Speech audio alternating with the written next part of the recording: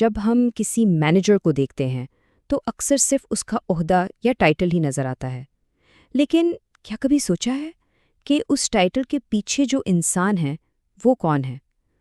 آج ہم اسی پر بات کریں گے کہ ایک لیڈر کے فیصلوں کے پیچھے اصل میں کیا چل رہا ہوتا ہے، اور وہ کون سی اندرونی طاقتیں ہیں جو ہر حکمت عملی کو شکل دیتی ہیں۔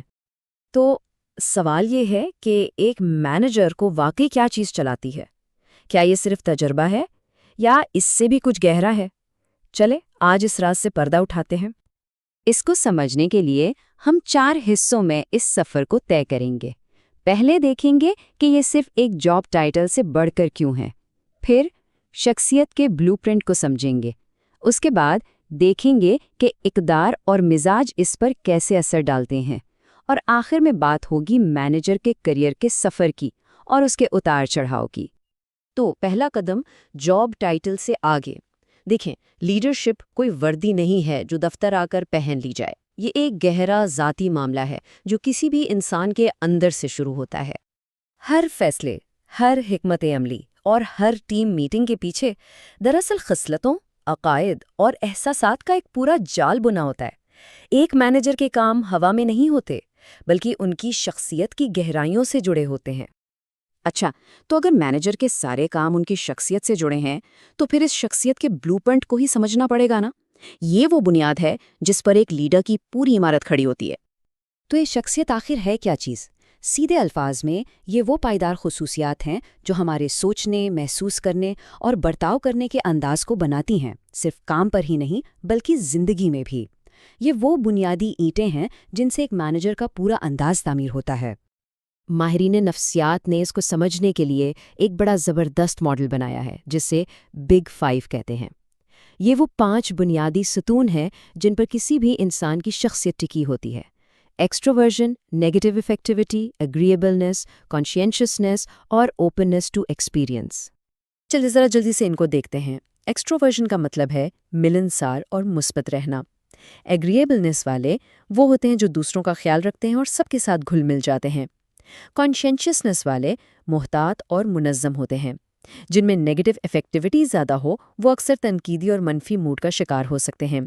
اور اوپننس ٹو ایکسپیرینس والے تخلیقی ہوتے ہیں اور نئی چیزیں آزمانے سے نہیں ڈرتے۔ شخصیت کا ایک اور بہت ہی اہم پہلو ہے لوکس آف کنٹرول۔ یہ 2 طرح کا ہو سکتا ہے۔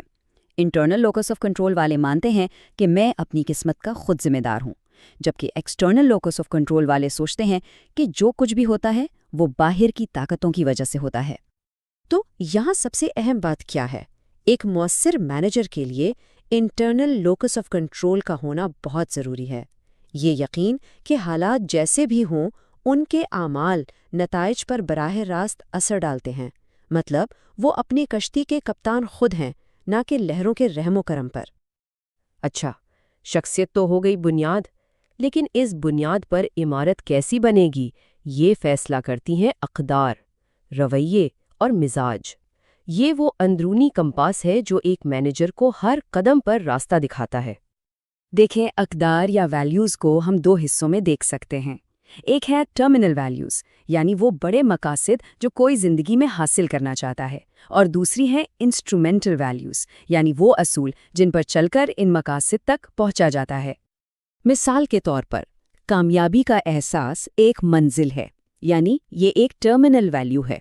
اب اس منزل تک پہنچنے کے لیے پرجوش اور قابل ہونا یہ راستے ہیں، یعنی انسٹرومنٹل ویلیوز۔ اب انہی ویلیوز سے بنتے ہیں ہمارے رویے، یعنی ایٹیٹیوڈز۔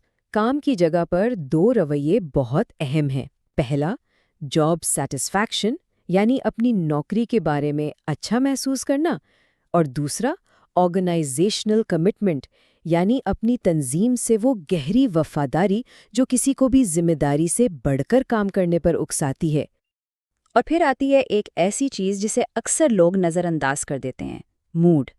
ایک مینیجر کا موڈ، چاہے مثبت ہو یا منفی، ایک لہر کی طرح پوری ٹیم میں پھیل جاتا ہے۔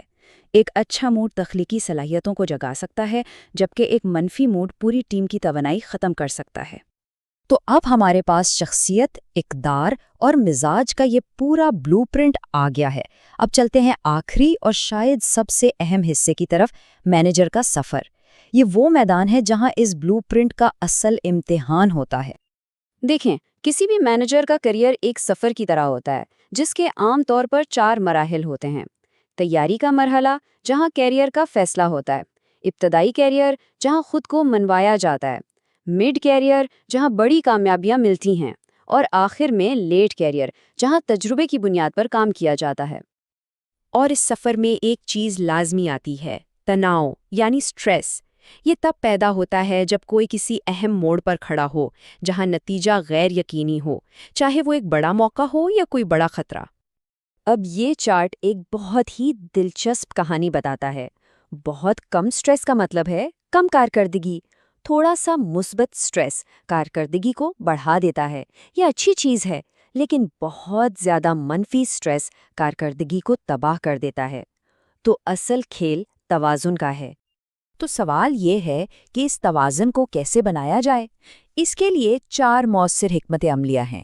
اپنے وقت کو بہتر طریقے سے منظم کرنا، کسی تجربہ کار رہنما سے رہنمائی لینا، ورزش اور مراقبے کے ذریعے دماغ کو پرسکون کرنا، اور اپنے خاندان، دوستوں اور ساتھیوں کے سماجی سہارے کو استعمال کرنا۔ تو آخر میں اس پوری بات کا خلاصہ کیا ہے؟ خلاصہ یہ ہے کہ بہتر قیادت اور ٹیم ورک کا راز ٹائٹل کے پیچھے موجود انسان کو سمجھنے میں چھپا ہے۔ تو اب یہ بلو پرنٹ ہمارے سامنے ہے۔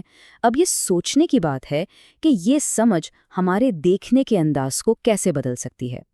اگلی بار جب کسی مینیجر کو دیکھا جائے یا آئینے میں خود کو، تو کیا صرف ٹائٹل نظر آئے گا یا اس کے پیچھے چھپا ہوا پورا انسان؟